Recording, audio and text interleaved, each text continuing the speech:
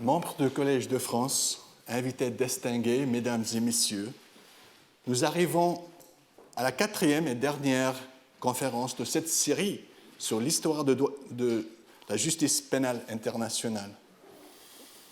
Nous nous intéresserons aujourd'hui à la Cour pénale internationale, la CPI, qui a été créée à La Haye en 2002. Cette Cour ne doit pas être confondue avec le Tribunal pénal international pour l'ex-Yougoslavie, ni avec la Cour internationale de justice, qui se trouvent toutes deux à La Haye aussi. Comme nous le verrons, la CPI est très différente des deux autres. En effet, il s'agit d'une institution pénale qui l'on cherche à mettre en place depuis plus que 150 ans. Aujourd'hui, j'utiliserai à nouveau les systèmes que j'ai employés tout au long de cette série de conférences pour encadrer cette discussion. Pour ceux d'entre vous qui n'ont pas assisté aux conférences précédentes, il s'agit d'un aperçu narratif de la Cour pénale internationale, d'une discussion sur les objectifs, d'une exploration de sa signification politique, de solutions, de substitution aux poursuites, du droit et des conséquences du travail de la Cour. J'espère montrer que même si la CPI a été créée pour transcender de nombreux aspects de ses précédentes versions de droit pénal international, il en imite encore beaucoup. Lors de ma première conférence dans cette série, j'ai commencé par une série de thèses sur le droit pénal international. Je ne les répéterai pas maintenant, mais à la fin de ma présentation sur la CPI, je reviendrai sur cette thèse afin de résumer l'ensemble de la série de conférences. Comme je l'ai mentionné au début de la première conférence, j'espère que vous sortirez avec une idée du potentiel et des limites de la justice pénale internationale.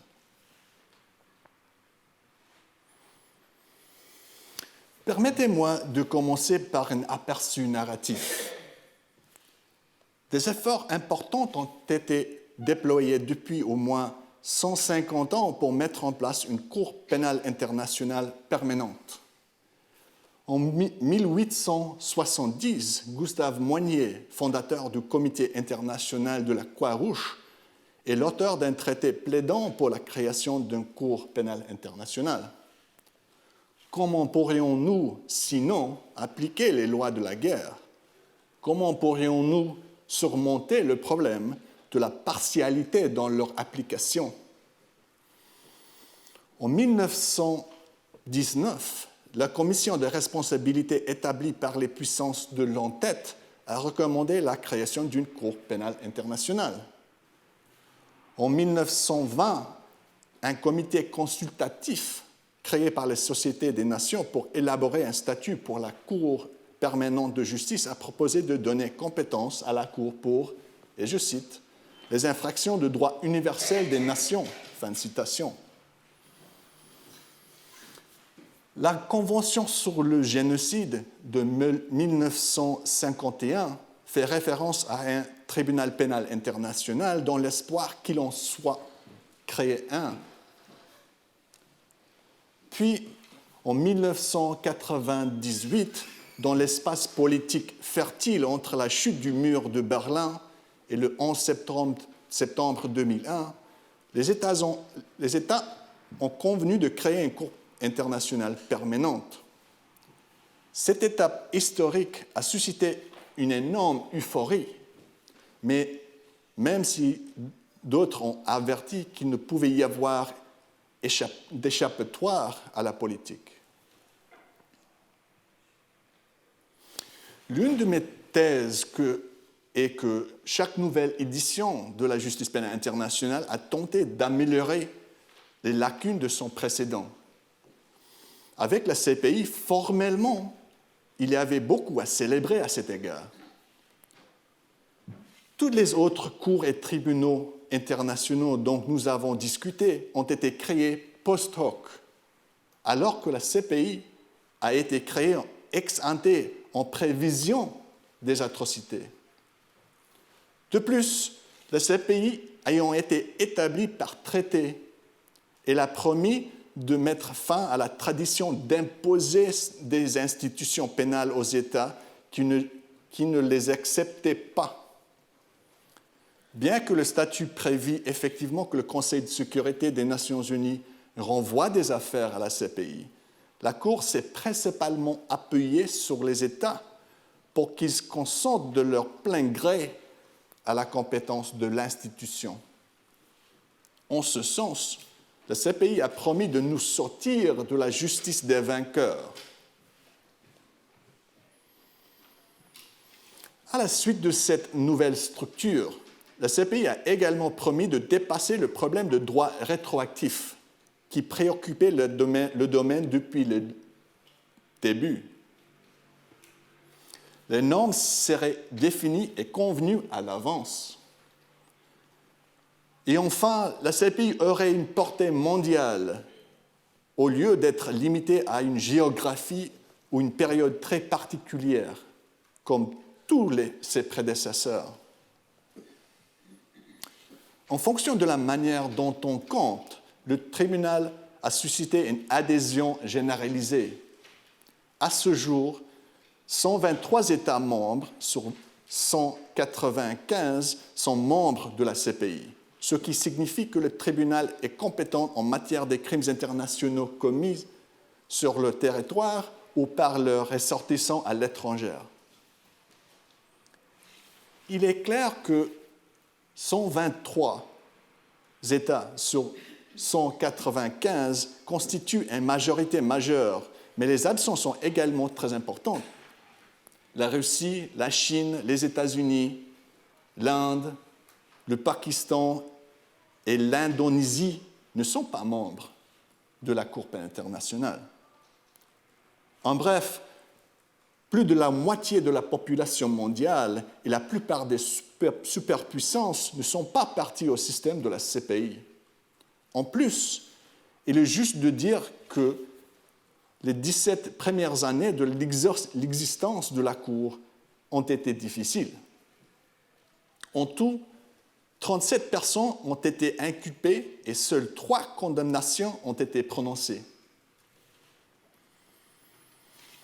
Certes, 4 des 37 personnes sont décédées avant leur arrestation et 11 autres n'ont pas été transférées à la Cour, mais une série d'acquittements très médiatisés ont gravement porté atteinte à la réputation de l'institution.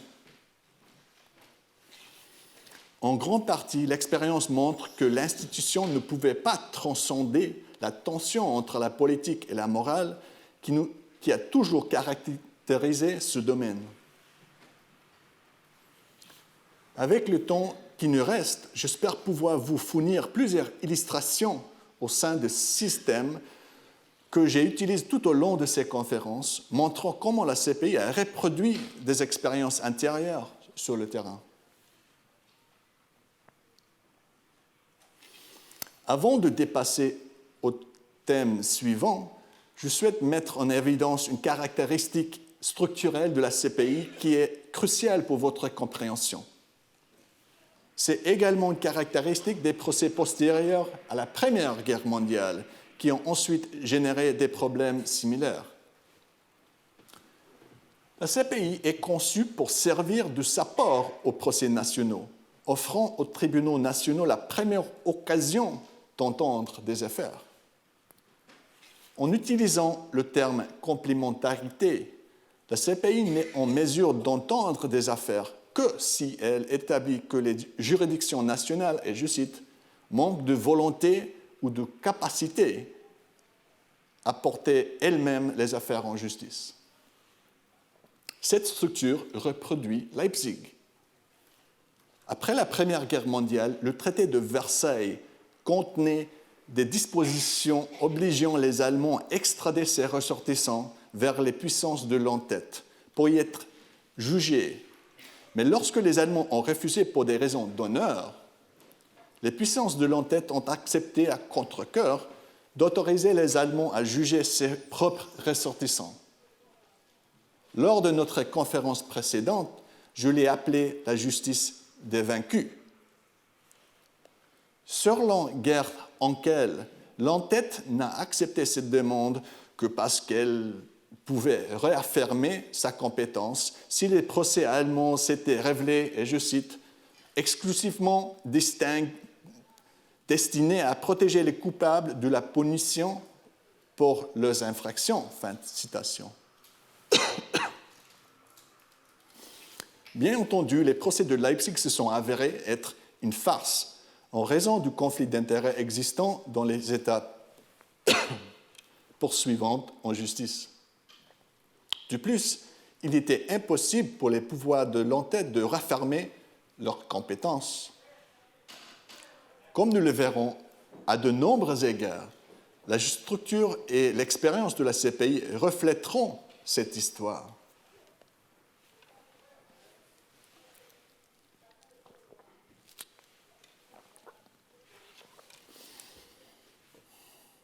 J'aborde ensuite mon deuxième thème, les objectifs de la CPI. Comme nous l'avons vu, la justice pénale internationale a plusieurs objectifs possibles qui ne sont pas clairement définis ni hiérarchisés. Lors des conférences précédentes, nous avons discuté du châtiment fondé sur l'indignation morale, la dissuasion, l'incapacité, le changement de régime, la réconciliation, etc. Tous ces objectifs sont également applicables au rôle de la CPI, mais je tiens à en souligner deux autres qui sont particulièrement importants à la CPI. Les deux sont contenus dans le préambule du statut de la CPI. Premièrement, le préambule dit, et je cite, « Ayons à l'esprit qu'au cours de ce siècle, des millions d'enfants, de femmes et d'hommes ont été victimes d'atrocités qui défient l'imagination et heurtent profondément la conscience humaine. » Fin de citation. En anglais, la disposition parle d'un véritable choc pour la conscience humaine. Cette idée d'atrocité heurtant ou choquant la conscience de l'humanité n'est pas nouvelle. En fait, elle a été utilisée dès les premières discussions après la Première Guerre mondiale et à tous les États depuis. J'ai utilisé les faits de l'affaire du docteur à Nuremberg pour essayer de produire ce sentiment de choc moral chez vous. Et je donnerai un autre exemple venant de Colombie plus tard au cours de cette conférence. Je partage ces histoires parce que je veux vous permettre d'avoir une petite idée du sentiment qui a propulsé ce domaine moralement.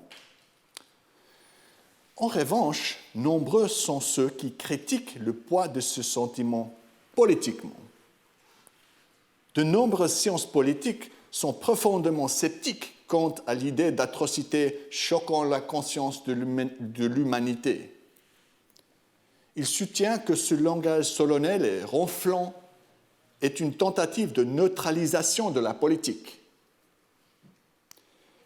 qu'il suppose une plus grande uniformité morale dans le monde qu'il n'en existe et qu'il élimine d'autres problèmes tout aussi convaincants comme la pauvreté dans le monde.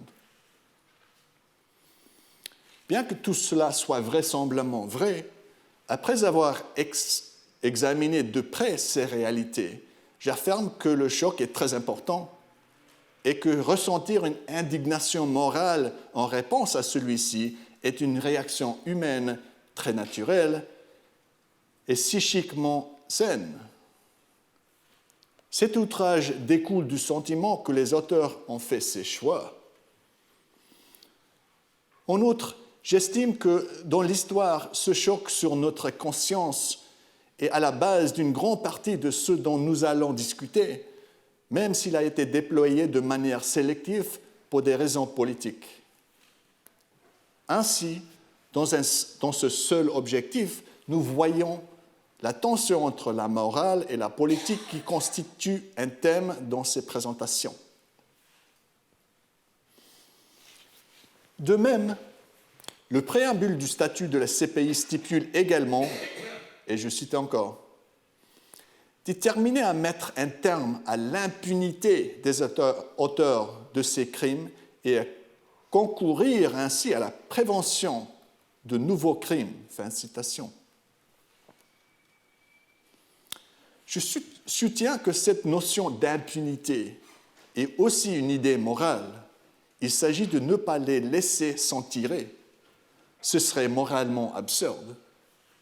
En fait, toutes les absurdités morales que nous avons vues au cours de ces conférences éclairent cette notion d'impunité.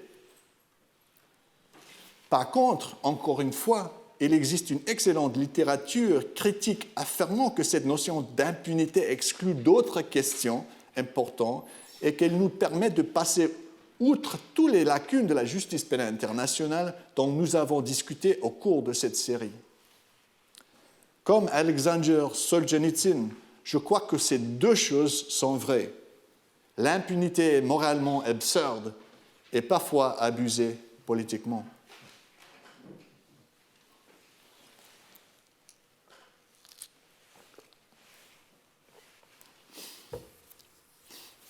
Nous arrivons au troisième thème que je vais utiliser pour explorer la Cour pénale internationale, ses implications politiques.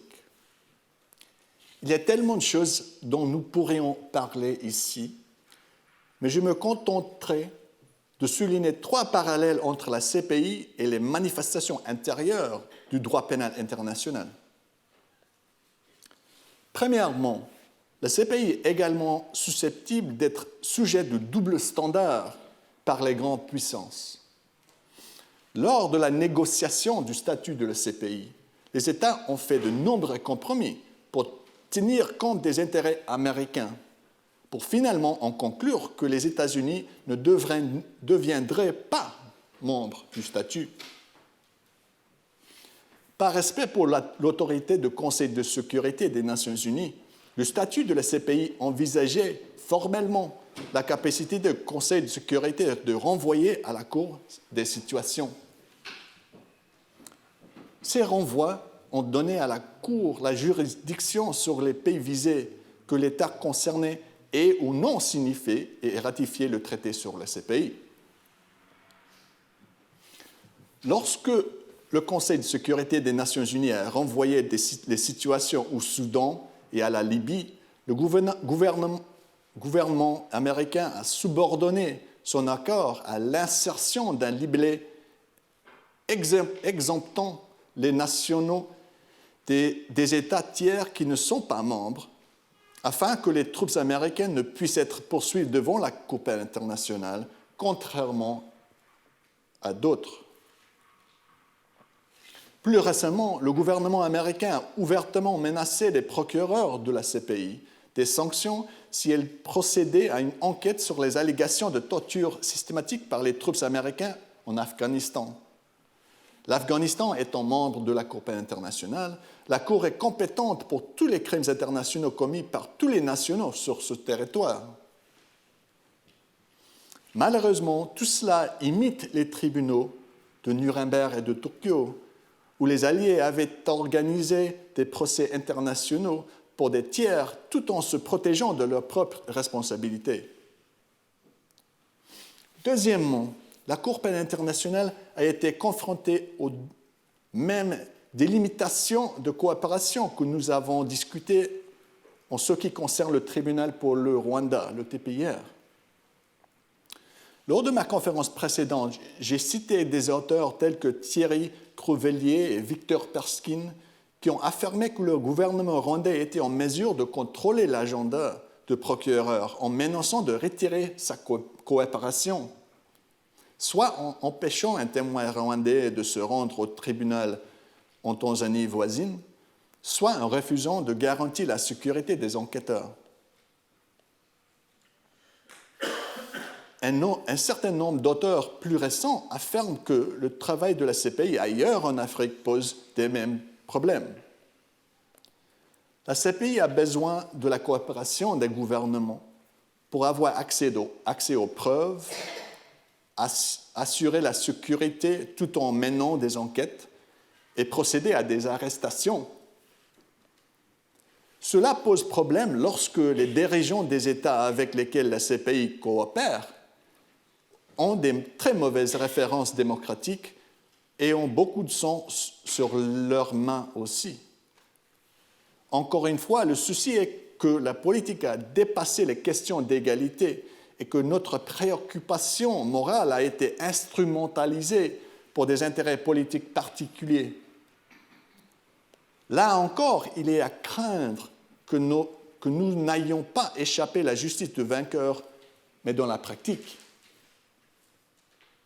Troisièmement, le CPI a été impliqué dans les conflits houleux entre les États intérieurement en guerre. Par exemple, le CPI enquête actuellement sur la guerre Géorgie-Russie qui a eu lieu en 2008. Il est largement admis que les deux parties ont commis des crimes internationaux au cours de ce conflit, mais il semble que les poursuites soient entravées par des obstacles importants. Un rapport récent indique que, et je cite, « La partie géorgienne craignait que les autorités russes n'envoient des déclarations de témoins falsifiées ou de toute autre manière moins crédibles. » Fin de citation. De l'autre côté, la CPI a également indiqué que, et je cite encore, « L'affirmation de la Russie selon laquelle elle ne pourrait pas poursuivre son enquête nationale parce que la Géorgie a refusé de fournir une assistance juridique. » Fin de citation. Ce récit nous rappelle les procès qui ont suivi la Première Guerre mondiale, où des condamnations par contumace prononcées en France et en Belgique ont été acquittées à Leipzig dans un climat de haine ouverte. Dans les deux cas, le fonctionnement de la justice pénale internationale est loin d'être clair lorsque, d'un point de vue politique, les parties adverses veulent utiliser les procès comme une continuation de la guerre.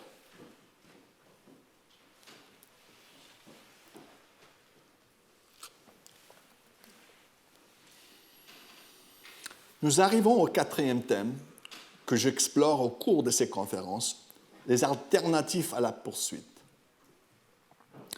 Lors de nos conférences précédentes, nous avons abordé de nombreuses solutions, y compris l'exil après la Première Guerre mondiale, les exécutions sommaires après la Seconde Guerre mondiale et les commissions vérité et réconciliation après la guerre froide. Tous ces éléments, ainsi que d'autres que nous avons envisagés, sont également réalisables pour la Cour pénale internationale. Cela montre à nouveau la complexité des choix concernant la façon dont répondre aux atrocités. Bien que ce ne soit pas tout à fait nouveau, je souhaite aborder une solution particulièrement importante pour la CPI, à savoir les amnisties visant à mettre fin à la guerre et à instaurer la paix au lieu des poursuites pénales. Bien que le tribunal ex-yougoslave ait également existé au cours de la violence armée, encore, la grande majorité des tribunaux que nous avons examinés au cours de cette série de conférences ont impliqué des institutions créées après la fin de la violence.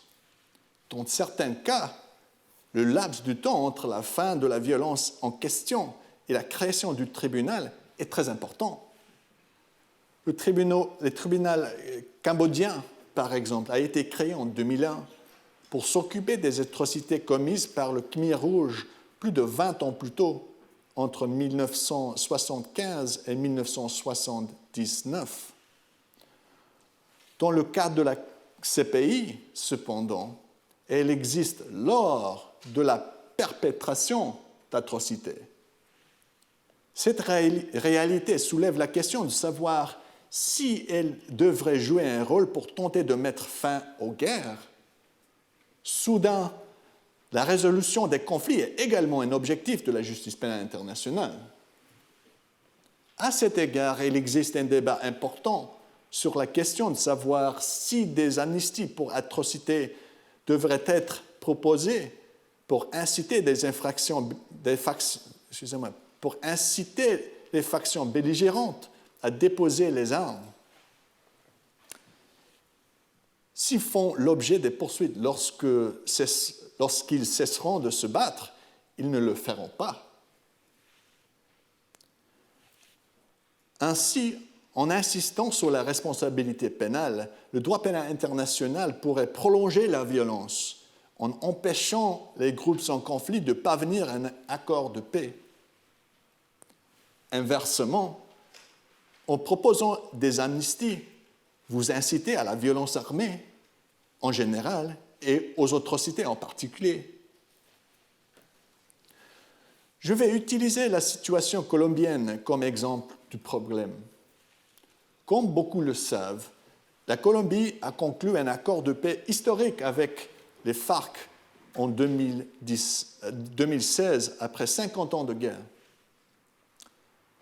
Que faire des crimes internationaux commis au cours de cette période était une question difficile pour les parties au conflit et pour la CPI compétente en matière de crimes. Je partagerai avec vous les détails d'un ensemble des crimes internationaux présumés commis en Colombie pour concrétiser ce dilemme et vous faire ressentir à nouveau le choc moral qui a animé une grande partie de ce domaine au cours du siècle dernier. Entre 2002 et 2008, l'armée colombienne est soupçonnée d'avoir exécuté régulièrement des civils. Selon un rapport de Human Rights Watch, et je cite, « Sous la pression des supérieurs pour obtenir des résultats positifs et augmenter le nombre de morts dans leur guerre contre la guérilla, les soldats et des officiers ont enlevé des victimes ou les ont attirés dans les lieux lointains sous de faux prétextes, par exemple avec des promesses de travail, les ont tués, ont placé des armes sur leurs cadavres et les ont ensuite signalés comme des combattants ennemis tués au combat. Apparemment, il y a au moins 3000 cas qui font l'objet d'une enquête. Pour moi, c'est souvent la combinaison de la créativité humaine et de la violence brutale qui est la plus choquante.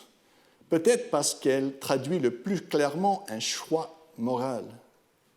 À l'ombre de ces atrocités en Colombie, des spécialistes tels que René Urena ont affirmé que la CPI avait joué un rôle influent dans le processus de paix colombien.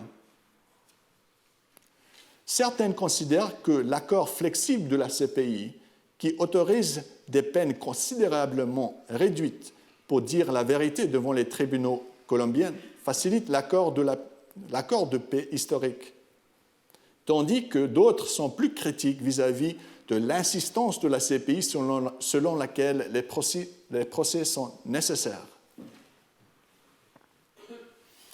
Dans un cas comme dans l'autre, il est clair que la CPI a encore une autre question conceptuellement importante à traiter lors de l'examen des poursuites internationales. Il est également clair que ces décisions peuvent avoir des conséquences importantes pour les personnes qui subissent le chagrin de la guerre.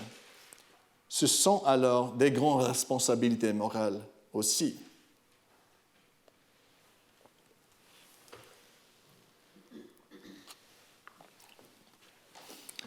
Cela nous amène à notre cinquième thème, la loi. J'offrirai des perspectives positives et critiques sur le droit inscrit dans le statut de la CPI. Du côté positif, le statut de la CPI nous fait largement dépasser les luttes avec le droit rétroactif. À quelques exceptions près dont je peux discuter en réponse aux questions posées à la fin, si les gens sont intéressés, la CPI définit de manière formelle et détaillée les crimes internationaux, les formes de responsabilité et les procédures clés pertinentes qui peuvent être appliquées de manière prospective. Sur le plan du contenu, le statut de la CPI respecte également un ensemble de normes plus avancées reflétant mieux les réalités de la guerre. Par exemple, des auteurs tels que Tubar Inal ont montré comment les précédentes conceptions de droit pénal international accordaient très peu d'attention à l'expérience des femmes en guerre. Elles montrent comment cela résulte de la participation très limitée des femmes à la négociation des traités internationaux régissant le droit international humanitaire. En 1977 encore, le viol n'était toujours pas officiellement reconnu comme un crime de guerre sur le terrain. Le statut de la CPI corrige ce problème en proposant un ensemble nouveau et varié d'infractions pénales reflétant mieux l'expérience des femmes en matière de guerre et d'atrocité. D'autres, par contre, voient le verre à moitié vide. Le professeur de droit international Gary Simpson, par exemple, affirme que le droit pénal international établit des distinctions arbitraires entre la violence manuelle et la violence fondée sur l'économie politique. Cette critique est préoccupée par le fait que le droit pénal international fait très peu pour lutter contre la pauvreté dans le monde, qui tue chaque jour considérablement plus de personnes que des crimes internationaux. En effet, certains de ces faits sur la pauvreté mondiale sont également choquants. 2,3 milliards de personnes ne disposent toujours pas d'installations sanitaires de base telles que des toilettes. Il y a 750 millions d'adultes analphabètes, donc les 2/3 sont des femmes. Une femme sur 8 meurt en couche en Sierra Leone. Et la diarrhée causée par un manque d'eau potable et d'assainissement tue environ 842 000 personnes par an dans le monde. Comme le dit si bien Gandhi, et je cite, « La pauvreté est la pire forme de violence ». Certains soutiennent que le droit pénal international nous aide à oublier cela.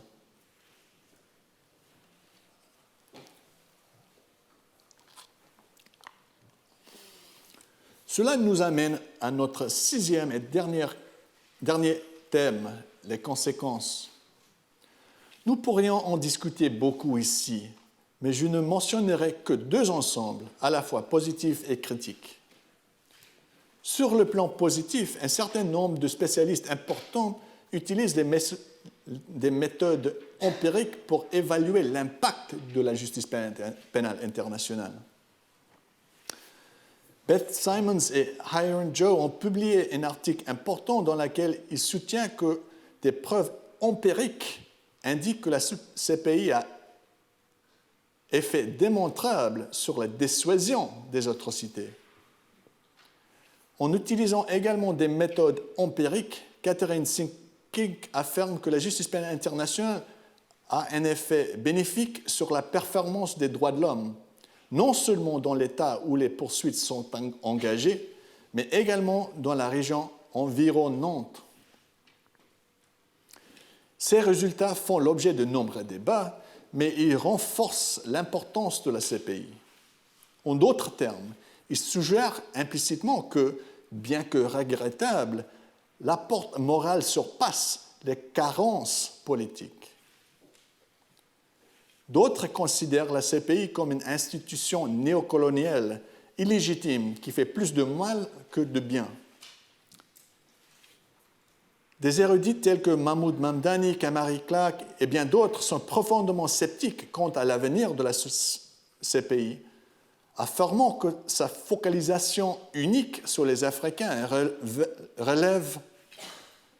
révèle actuellement sa continuité avec la mission civilisatrice du colonialisme. L'Union africaine et divers présidents africains ayant exprimé ces points de vue similaires, un certain nombre d'États se sont retirés de la Cour sur la base de ces observations. De plus, des spécialistes comme Sarah Nolwenn et Phil Clark soutiennent que la Cour aggrave les problèmes de droits de l'homme dans les États bénéficiaires. En conclusion, le CPI se trouve actuellement dans une position très précaire, ce qui explique précisément l'importance d'une conversation très franche et honnête sur l'histoire du droit pénal international, j'espère que cette conférence, ainsi que les autres de ces dernières semaines, vous ont fourni une orientation utile à cet égard. Pour conclure cette série de conférences, je souhaite revenir aux thèses avec lesquelles j'ai commencé pour la première de mes présentations.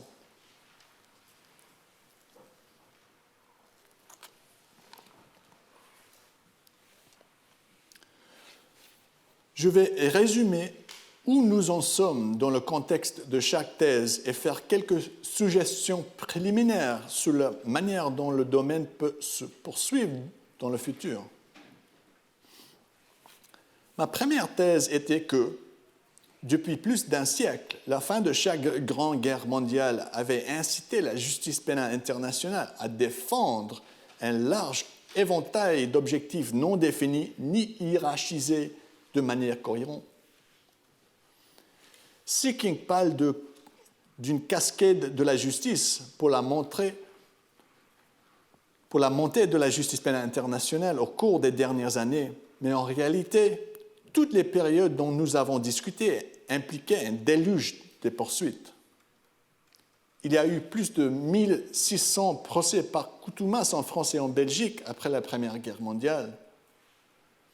Nous avons vu comment, selon l'historien István Deák, entre 2 et 3% de la population européenne a été accusée de trahison, de collaboration ou des crimes de guerre après la Seconde Guerre mondiale.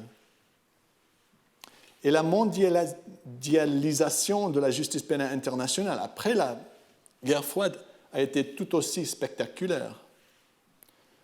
Dans chacun de ces scénarios, nous avons constaté une série d'objectifs, notamment la punition, la dissuasion, l'incapacité, le changement de régime, la réconciliation, la paix, etc. Nous n'avons pas choisi entre ces objectifs, ni ne les avons hiérarchisés. Deuxièmement, j'ai soutenu que la justice pénale internationale est constituée d'une tension entre les sentiments moraux très intenses à propos de la responsabilité pour des atrocités et, de l'autre côté, les politiques qui tendent à instrumentaliser ces sentiments. J'ai essayé de vous aider à ressentir une petite dose de ces sentiments moraux en vous racontant des histoires sur les ordres allemands de massacrer tous les prisonniers français pendant la Première Guerre mondiale, les expériences médicales brutales entreprises par les médecins nazis sur des prisonniers dans les camps de concentration pendant la Seconde Guerre mondiale, et les allégations d'exécutions dites fausses positives en Colombie au cours des 10 dernières années. J'ai également montré à quel point l'absurdité morale constituait un argument puissant en faveur de la responsabilité pénale à toutes les étapes de cette histoire. En même temps, j'ai essayé de montrer comment chaque manifestation de ce procès impliquait une application inégale. Troisièmement, j'ai soutenu que l'histoire de la justice pénale internationale était souvent une tentative réactionnaire de reconstituer l'équilibre entre ces pôles, la morale et le pouvoir, à la lumière des lacunes d'une période antérieure. Nous avons vu comment Nuremberg et Tokyo étaient des réactions directes et opposées aux échecs présumés de la justice des vaincus à Leipzig. De plus, la justice du vainqueur rendue après la Seconde Guerre mondiale avait dû être surmontée par les tribunaux ad hoc créés par les Nations unies. À son tour, la très faible concentration des tribunaux ad hoc sur les plans géographiques et temporels a été surmontée par une Cour pénale internationale permanente qui ne l'était pas. Quatrièmement, j'ai fait valoir que ni notre sentiment moral, ni le pouvoir ne prétendraient jamais remporter la victoire finale sur l'autre dans notre réflexion sur la responsabilité pour les atrocités. En conséquence, L'histoire des procès internationaux révèle quelque chose de significatif sur le potentiel et les limites de la justice pénale internationale dans l'ordre juridique mondial actuel. D'une part, il est très humain de ressentir un grand outrage moral face aux atrocités, et il y aura toujours ceux qui chercheront à reproduire, à répondre à ces sentiments de manière rétributive. Ils seront rejoints par ceux qui voient une valeur conséquente dans ces poursuites. D'autre part, ceux qui considèrent que l'instrumentalisation politique fréquente de ces procès sape le projet trouveront également beaucoup pour justifier leur opinion. En supposant par contre que les procès pour des criminels internationaux persistent, les personnes engagées sur le terrain devront élaborer une nouvelle stratégie pour maximiser la valeur morale de ces procès tout en minimisant leur instrumentalisation politique. Nul doute que cette tâche nécessitera une très grande imagination, un courage politique considérable, une grande sensibilité aux très nombreuses variables dont nous avons parlé et une conscience de la manière dont les procès pourraient avoir des conséquences imprévues.